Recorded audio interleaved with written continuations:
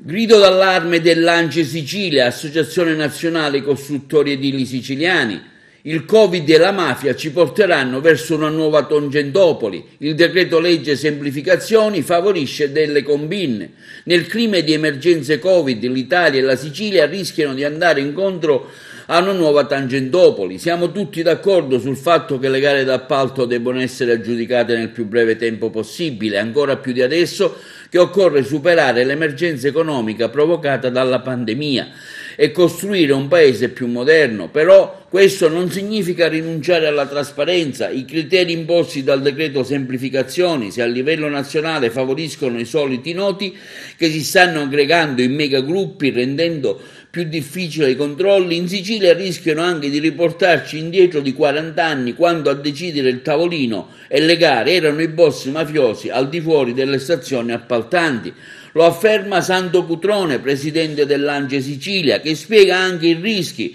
Espletare una gara fino a 5 milioni di euro con procedura negoziata chiusa, invitando 5, 10, massimo 15 imprese a libera scelta della stazione appaltante, senza che si conoscano prima i criteri adottati per la selezione delle aziende, le modalità di sorteggio e soprattutto fra una gara e l'altra, se e come avviene la rotazione delle ditte iscritte all'albo di quell'ente, non solo rende eccessiva la discrezionalità della stazione appaltante e limita la concorrenza, ma crea anche le condizioni affinché le imprese invitate e qualcuno all'interno della pubblica amministrazione possono mettersi d'accordo tra loro esattamente come avveniva ai tempi di Mani Pulite. Questo, continua Cutrone e lo sottolinea, può comportare due conseguenze: che molti uffici tecnici delle stazioni appaltanti si rifiutano di bandire le gare per non esporsi al rischio di finire sotto inchiesta, con ciò paralizzando e non sbloccando affatto la realizzazione delle opere,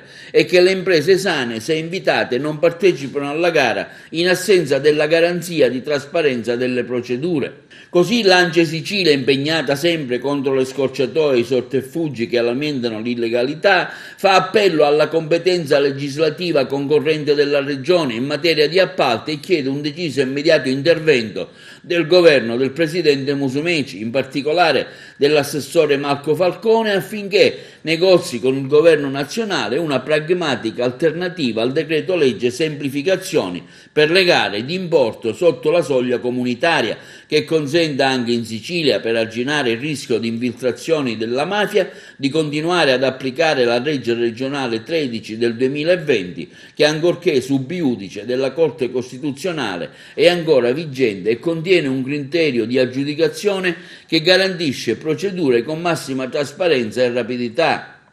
Pertanto, conclude Cutrone, a quelle stazioni appaltanti che dovessero decidere di adottare la procedura negoziata chiusa va chiarito di considerare gli avvisi di gara pubblicati sui siti istituzionali non una mera comunicazione di ipocrita trasparenza, ma come un invito alle imprese a partecipare in tempi rapidi organizzandosi in associazioni temporanee, e va imposto di tenere i sorteggi non in una stanza chiusa ma collegati in videoconferenza con chiunque abbia interesse a verificare la regolarità dell'iter e di rendere pubblici e trasparenti i criteri di rotazione e di invito alla partecipazione delle imprese.